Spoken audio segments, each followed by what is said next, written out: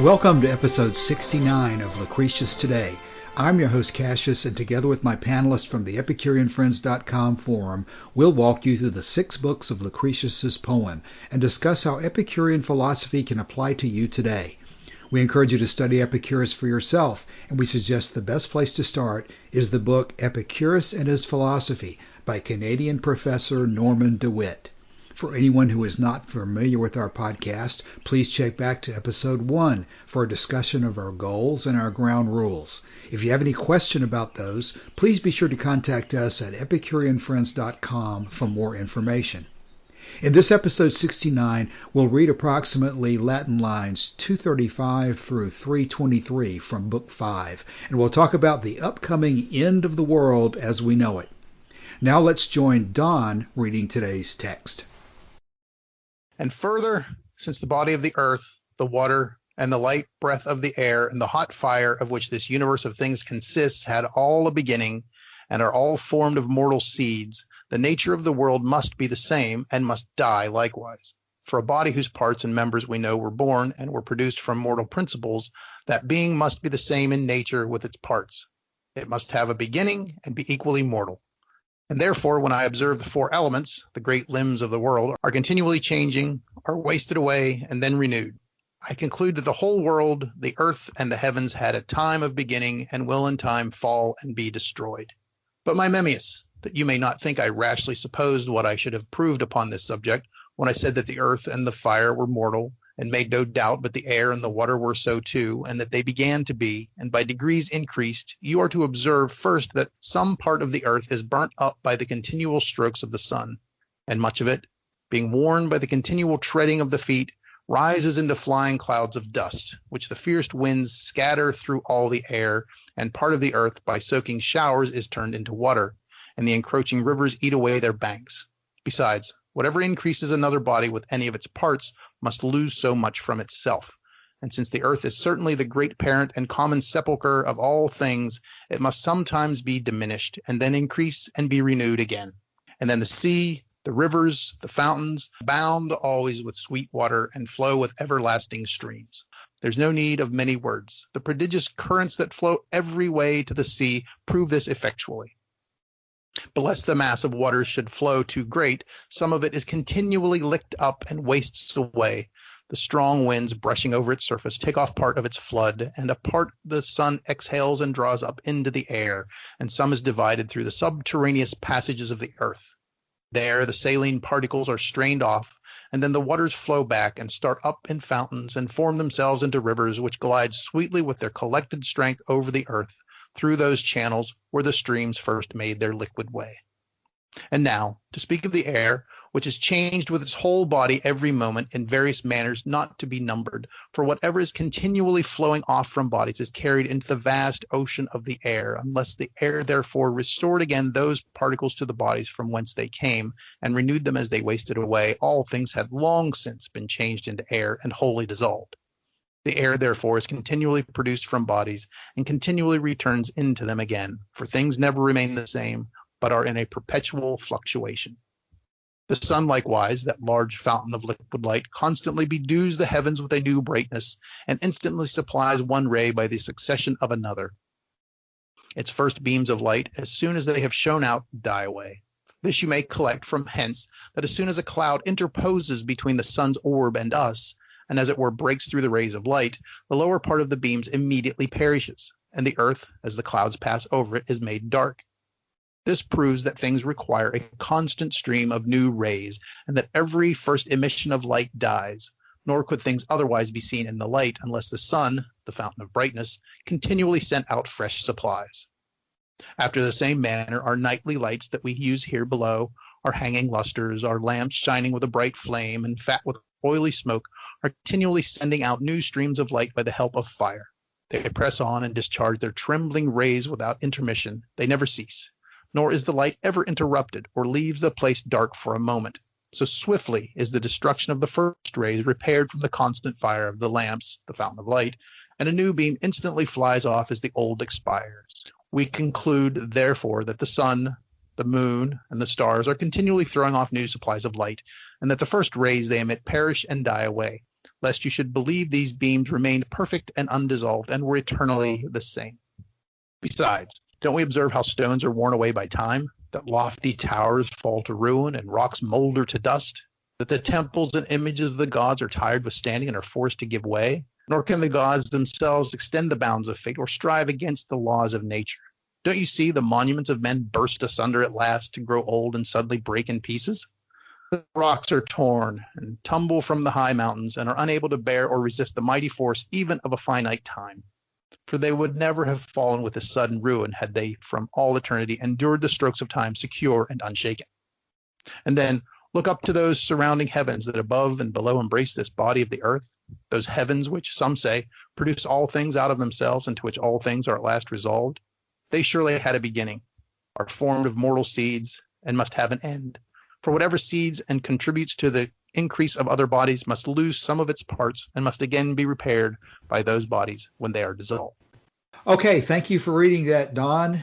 A little bit longer section today about the destruction of the world as we know it. I guess one thing that's kind of a global point to make is that he seems to be talking about, when he talks about the world, he's not talking about the universe as a whole. He's not just talking about the earth. He seems to have carved out sort of a locality and not the full universe itself. Any general thoughts before we go into the particular sections? No, he seems to lay out a pretty good case. Martin, any initial thoughts from you? This is kind of more your department. Okay, so what I wanted to mention or point out here is that whereas in other Greek philosophies, I think the four elements are regarded something like fundamental, like what we in Epicurean philosophy would consider what we apply then as a property of the elementary particles. So now in Epicurean philosophy, these four elements are composed. And as composed entities, they are, of course, have a time when they are formed, and they have a time when they fall apart again. And then he applies then the logic that everything which is composed of those compositions then also will have its time when it's fall apart. So this is quite an interesting conclusion, even though it is from modern science, that conclusion is actually somewhat wrong. But in the end, for a different reason, he is again right, because there will be an end to the Earth as we know it now, billions of years from now, for a multitude of reasons.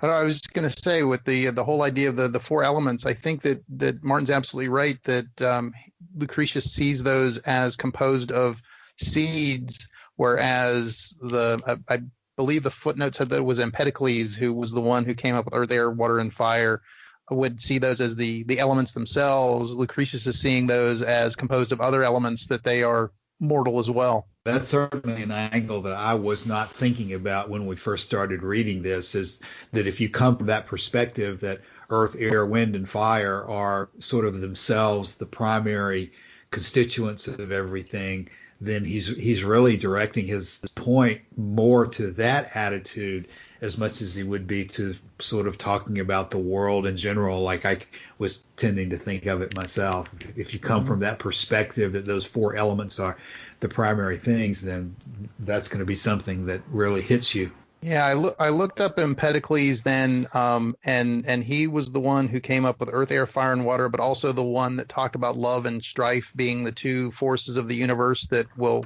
compose things and then drive them apart too. And I thought it was interesting that Lucretius also praises Empedocles way back in Book 1, around lines 714 to 741. He talks about how that Empedocles is worthy of praise and that sort of thing. So I think it's interesting the way he brings back in then the Empedoclean idea of the four elements and how they're part of the story, but they're not the entire story. Is Empedocles the one he referred to as the great man, greatly fallen, or is that Democritus? Yes. I believe it was Empedocles. I think I went back and looked at that. Yeah. Yeah, he obviously had a lot of respect for him, even though he had major differences in certain things. One of the other footnotes that I saw too was that I believe it may have been, I can't remember whether it was the footnotes or in the other book, that Hermarchus wrote a 22-book treatise against Empedocles, but now we have Lucretius using Empedocles' ideas to sort of reinforce the idea of the mortality of the universe. So there's a give and take there, it sounds like, in Epicurean circles. You've read further and more recently than I have then. Is the primary argument against Empedocles that he did not go all the way down to the atoms and that he stopped at the four elements, or were there do you know of other big picture distinctions between Epicurus and Empedocles?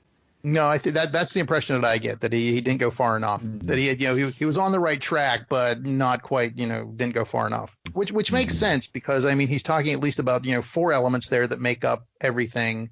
And the Epicureans then just said, well, there's more than four, and there's different kinds of atoms, and you were almost there, but you didn't go quite far enough, which is why I can understand why Herr Marcus probably the fact that he wrote 22 books entitled Against Empedocles certainly says that they had something. Mm-hmm. And Don, you're into the timelines more than I am. Did Empedocles precede Democritus or vice versa? Believe Empedocles, they're both pre-Socratic, so I'm not quite sure of the timeline, but I think Empedocles came before, but I would not want to say that without double checking. Yeah, I'm thinking that he was before, but it could be either way. I mean, I still find it interesting too that Empedocles used love and strife as or at least what's translated as love and strife, which could easily be looked at as pleasure and pain. No doubt part of those 22 books would be describing, I mean, I don't know whether Empedocles considered them to be some kind of forces of their own that exist as gods, and of course, I'm not even completely sure how you would describe the Epicurean view of pleasure and pain. Obviously, they're not gods. Right. I get the impression that Empedocles thought of love and strife as forces in the universe. I mean, back then, I mean, everything was personified as a god, so it could very well be, that they're the gods. But you also look, I mean, love and strife also with, Aphrodite and Ares, or Mars and Venus. It's the same basic ideas, I think, personified. That one of them brings things together and creates things, and the other thing destroys things, but they're both necessary in Empedocles' view, because if you just keep creating things, you're going to eventually run out of enough earth, air, fire, and water to create things. Whereas if you create things through love and destroy things through strife, then that's a continuous creation destruction cycle that's going on. It'd probably be a major rabbit hole to go down, but probably to at least mention it would be appropriate. Would be the distinction we're talking about here would be that Empedocles or these other guys would see these outside forces truly as gods, or truly as independent, self-existing forces. And when you come to Epicurean philosophy and you talk about pleasure and pain, certainly I would think one aspect of it is that when they talk about Mars and Venus, it's much more clearly allegorical. It's not intended to mean literally that Venus is the goddess of pleasure and bestowed pleasure on the universe, although that is the hymn to Venus opening of Book One. But most people interpret that as being very allegorical and not meant to be taken literally. So the foundation presumably would start with that pain and pleasure, although they are central to ethics, do not, in the Epicurean worldview, constitute forces outside ourselves, that we are bestowed with pain and pleasure at birth by some god or any kind of force of nature. So somebody listening to the podcast might ask, well, if they're not bestowed on us by the gods, where does pain and pleasure come from, even in the Epicurean scheme? Nature and evolution, I would say, would be the most obvious answer that comes to mind. I concur completely with what you said too. I think that was very well put. Which part? The whole thing, whenever you're talking about love and strife and then the gods, and I think you summed that up quite nicely. And I don't know that we have the ability to answer the question, and that's why I made the reference to the rabbit hole, but it's certainly something that comes to my mind regularly in talking about these things, and I think would come to the mind of anybody who's studying Epicurean philosophy at some point, the question of where pain and pleasure came from. Because if they did not if they were not bestowed on, and we just talk animals and not even talking about humans, if they're not bestowed on living animals by some outside force, do Epicureans consider them to be something that has simply occurred through combinations of matter and void, just like the formation of the body itself has occurred. So therefore is pleasure. There's no pleasure atoms, presumably, no pleasure elemental particle. Pleasure seems to be just a function. And I don't think we've used the term since you've been on the podcast, Don, but there's this term emergent property that people will talk about sometime, or emergent quality, emergent being the issue, that you mix things together in a particular way and you have qualities that emerge that are not a component of any of the original elemental particles. Exactly. I've heard the term applied to consciousness and all that sort of thing too. Yeah, I mean, clearly going back into the early Lucretius parts, there's the distinction between the elemental particles which have properties, and then when you combine the elemental particles into bodies, these bodies have, I think the word is qualities. Now you also get into the debate about, or the issue, I think they use the word accidents, which I find to be a very poor choice of words, and I like to use the word event more than an accident. But at any rate, you're still discussing the fact that there are qualities that are not part of, you can't dig into the object and find this quality anywhere. It's something that arises from the final combination and actions of the particles themselves. Exactly. Martin, do you have any thoughts on that? Where does pleasure and pain come from? Agree. So pleasure and pain are a very high level emergent properties. Okay. Yep. And you got any better way to put a handle on what an emergent property is, or how to describe what you mean when you say emergent property? I think you described it already correctly. So if you just take the elementary particles which compose then something, then you don't see in these elementary particles this emergent property. Only after they have come together, then the emergent property arises. Oddly enough, I've heard some. I think from a Buddhist perspective too, they talk a lot about this sort of thing. And one of the analogies I've heard, I'm not sure that it was through that context or another context, but they say, take the example of a table. You have a table sitting there, and you can use it to sit at. You can put food on it. You can write on it, that sort of thing. But if you take it as its individual parts, if you have a leg somewhere, that's not a table. If you have one piece of wood, that's not a table. Yeah. If you have this, but you put all the parts together, and then suddenly the idea of the table actually comes together, and you can actually use it for its function. Yeah, I think that's a good analogy. Before you said that, I think another classic example that's used maybe within the Epicurean context would be color. That, for example, something that's orange, you can't dig into an orange, the fruit, and find an orange particle. Right. And if you're trying to contrast Epicurus to Aristotle or Plato, I think the issue would be that Aristotle, or those who talk about essences, would say that there's some kind of an orange essence within the orange fruit, which we would say does not exist. And Plato might say that there's an orange that exists in his world of perfect forms, and that this orange that's in our hand is sort of a reflection of the ideal orange. And of course, Epicurus would deny that as well. So Epicurus would consider the orangeness that we're talking about to be an emergent quality of the fruit that's in front of you that you're observing at a particular moment. Correct, yeah. I think that's the way that shakes out. On the other hand, the Platonists can use modern science to uphold their stand, because they may claim the DNA inside the orange, that is, so to say, the ideal orange. No? Oh, well done, Martin. I hadn't thought of that before. So the essence of the orange, the perfect form of the orange, is contained in its DNA. Exactly. So that's the essence of the orange. No? I don't know whether that would be the Platonists as much as it might be the Aristotelians, because I think if you're talking essences, I do think in the end you're talking about sort of a trademark Aristotelian term more so than Plato. Because I think Plato might say, well, if you've got the ability to touch it or see it, even with an electron microscope or whatever, then you must not be talking about the realm of ideal forms. I think he would take the position that if your senses are able to identify it, then that eliminates it from consideration as being an ideal form because the senses are so inferior. Good point. Yep.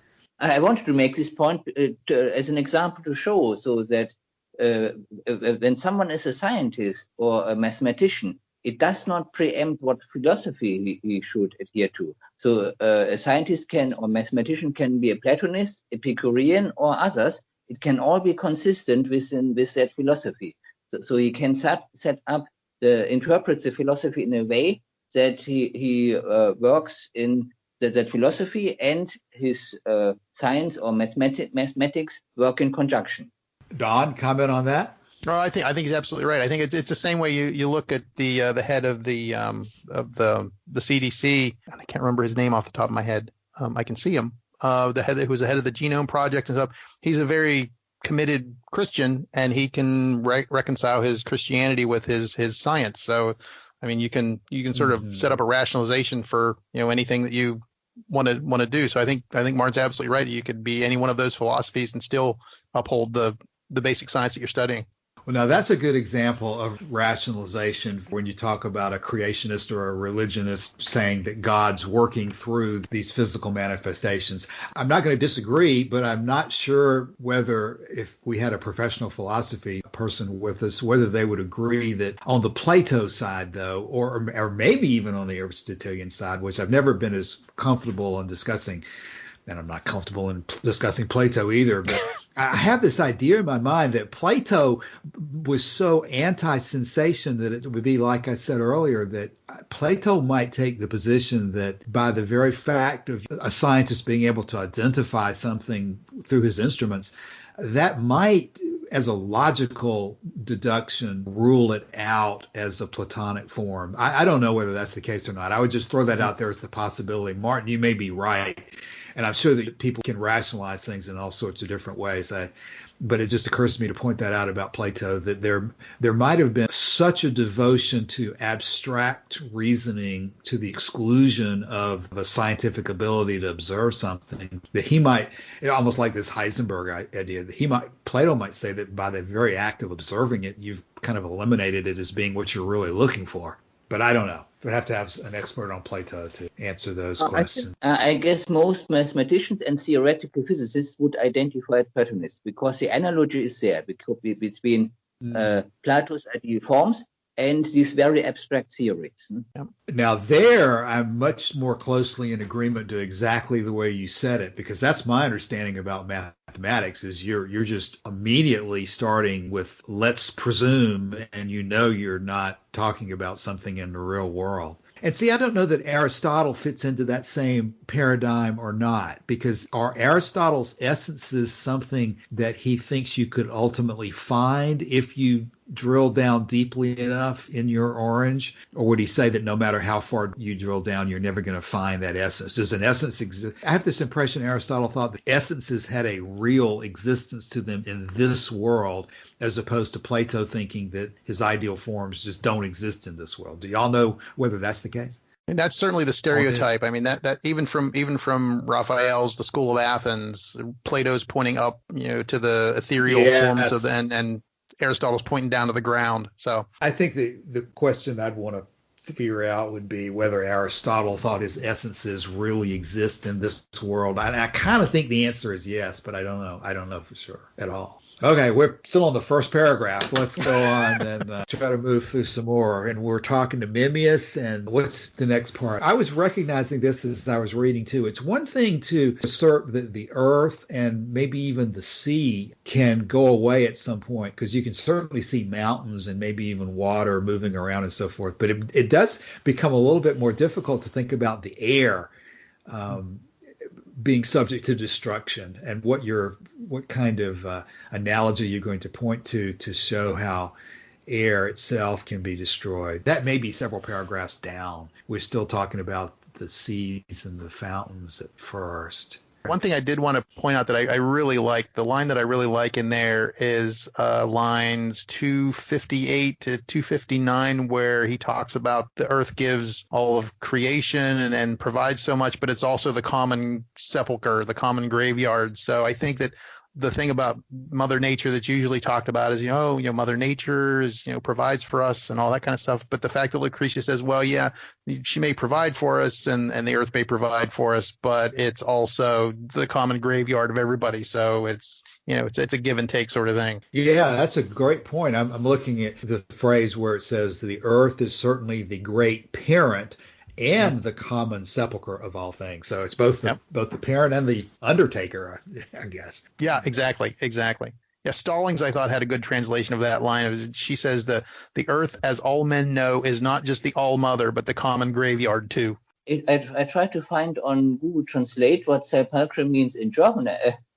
It uses the same word, which I don't know in German. But you translated as graveyard. Yeah, the reason they keep using sepulcher is because the actual Latin word is sepulchrum in the text itself. And if you look up the definition of sepulchrum, it's grave, burial place, tomb, sepulcher. More tomb than graveyard. And when I think of graveyard, I think of cemetery, which is a plot of ground. But I'm thinking sepulcher implies a building. Mm-hmm. Is that the distinction you see, Martin? I wasn't looking for a distinction. I just tried to understand the word. I think that the reason that some translators like to use sepulcher is because it's so close to the Latin word itself. But I think it would be much better to use burial place or tomb to get the point across to modern English readers. But I thought that was a great line. I really like that line. I have a star next to that one in my Stallings translation. Yeah, that is a memorable juxtaposition of two opposites. Okay, then the next paragraph is devoted to the waters moving around. Yeah, I don't see anything controversial there because, he describes pretty well the whole water cycle, I think. The strong winds brushing over its surface take off part of its flood. I guess whether that's evaporation or not. But, yeah, you're right, the whole water cycle. Or, I'm sorry, and apart the sun exhales and draws up into the air. So surely that's the evaporation. Yeah, exactly. Because they can see that if you have a dish of water sitting out somewhere and it will eventually evaporate. I mean, you can see that whether you were in ancient Greece or any time period. Right. I think they've previously earlier in the book used the example of a shirt or some piece of clothing that got wet and you put it aside and you can almost watch the water evaporating off of it. Okay, and so then the next paragraph is about the air. I can't really figure out what he's talking about with the air coming off of beings and that sort of that one, I will admit, kind of confused me. For whatever is continually flowing off from bodies is carried into the vast ocean of the air. Almost like he's talking about images there, but I don't think he really is talking images. He's talking almost more like odors or something. You could get something that's coming. Analogy from. The odors show that it's coming from somewhere. So, and the odor is then becomes a part of the air. It has itself properties like air, no? And so that is the one we can sense and observe, no? So and those things we see coming and disappear. So the odor part of the air changes, and that one can then be used as then by conclusion from using analogy from what we can see to what we cannot see. Then the same thing applies also to the air, and in some sense we basically there's an analogy towards the oxygen carbon dioxide cycle, no? So that we absorb oxygen and burn then our energy supply and give off carbon dioxide. The plants absorb the carbon dioxide and eventually release again oxygen. Yeah, I could see him talking about, even the idea of breathing, that everything, all animals breathe, and you take in air and then you exhale air, but maybe it's not the same air that you took in, and so your body is creating particles that your body gives off. I guess he uses bodies too in a wide abstract sense as well. So, and of course he didn't know about nitrogen at that time. So nitrogen is about 80%, and that is the part which normally doesn't get changed. I mean, there are exceptions to this, but by and large, if you look at the big picture thing as the oxygen cycle, the nitrogen does not change. Okay, I bet you guys are going to have some comments on the next section, which is the sun and the light. I think that's fairly well described here, or interestingly described. Yeah, I keep coming back to the idea of Lucretius and his, acute observations of nature and that sort of thing. The fact that the cloud goes over and the ground gets dark, and those sorts of things that are normal everyday occurrences, but pulling them out and actually using them as an argument for things like this, I think is really interesting. Observing and making conclusions. Exactly. Yeah. I guess with light, it's easier to observe the ray aspect of it. For some reason, that's catching my eye right now. You don't necessarily think of odors or just things that are going on in the air, or sound even, necessarily being a ray, but you can actually, with light, stick your hand and block it and observe that there's a shadow behind it, which is something you can't really do with sound, at least as easily. So I suppose they had the ability to play with it in a much more direct way and realize that there's something moving. Yeah, something moving between There's something moving from point A to point B. And I guess you deduce that from odors, but I'm not sure that you would necessarily deduce it from what you hear. It's almost like if you can hear it and you see what's going on, probably if you thought about it long enough, you'd see that sound is moving as well. But certainly with light, it's easy to play with it, with the shadows. Right. So therefore we conclude the sun, the moon, and the stars are continually throwing off new supplies of light, and the first rays they emit perish and die away. And lest you should believe the beams remain perfect and undissolved and were eternally the same. I guess that's one of the reasons he brings this up, is that even though light is a really mysterious and strange and important thing, it dies away when you block it. Yeah. It's not something it's always there, that remains eternally the same, perfect and undissolved. I'll admit, too, I even got a kick out of the fact that he talks about different kinds of lamps, with the oily smoke of the oil lamps and other sort of lamps that they use, and I just found that somewhat endearing. And the fact that he can extrapolate from an oil lamp to the sun is somewhat impressive too. If this version that we're reading today, if the terminology is correct, it is, again, like you're saying, in emphasizing the observation. He's observing these certain things, and then he says, we conclude, therefore, that the sun, the moon, and the stars are continually throwing off new supplies of light. So it's another example of the pattern of observation that leads to a conclusion, as opposed to you could just stop at your observation and say, well, if you observe this, you'll see this. But he goes further and says that we conclude from this that these light sources are throwing off new supplies of light, and that the first rays they emit perish and die away. Yeah, and his basic observation there seems to be that light is light, no matter the source. Light is a ray that eventually dies and that you can block. And so if we do this with an oil lamp, we can see the same phenomenon going on with the sun. But except with the moon, he didn't get it right, no? Because he wasn't apparently not clear that the moon is only reflecting the sun, the sun's light. It's not emitting by himself of light. Exactly. It was just, he just sees it as a source of light. So it's like he doesn't sort of differentiate between reflected and being a source. And by careful observation, he could have been aware of it. On the reflection of the moon, you mean? By eclipses? I mean, also the moon cycle, no? So that goes between full moon and new moon, half moon. So this cycle also is proof that the moon is just reflecting light and not emitting new light. Okay, what about the next passage? We move over and start talking about stones and towers falling to ruin. And we certainly don't fail to mention that the temples and the images of the gods themselves give way to ruin. In other sections, did he talk in other sections about lightning bolts hitting temples? Do I remember that? Yeah, I'm thinking about that somewhere too, Don, but I can't cite where the text would be. Whether it is in, maybe he's going to be talking about lightning later on, because he specifically talks about lightning somewhere, and I'm not sure we've already done it, because I think it's in that context when he's talking about lightning, and I don't know that we've reached it yet. I think you're right. We had lightning before, but I don't remember what he said about it. But again, I think that he has a good observation on things wearing away, and I'm sure, again, that if you were in ancient Greece and there was a temple that had been there for 100 years or more, that you'd see the steps wearing away and see things falling off the mountainsides and all that sort of thing. So it's just the fact that he can do those kinds of observations and then extrapolate from them, I think, is interesting. For they would never have fallen with this sudden ruin had they from all eternity endured the strokes of time secure and unshaken. So you can deduce from looking at the worn steps of your temple that these have not been here forever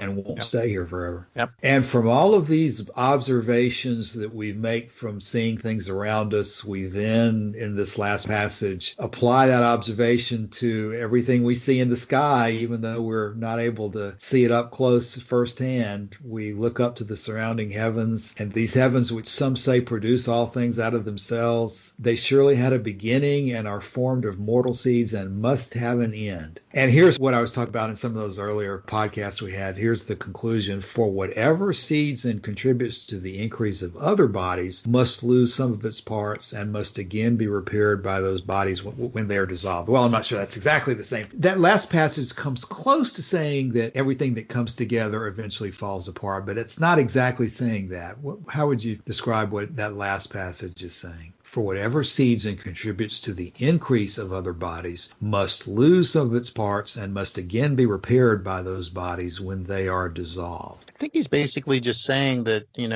things that are composed of mortal seeds are going to eventually give up those seeds, and those seeds are going to go and be able to create something else. It just looks almost like that the Christians stole this in this ashes to ashes thing. That's a good point.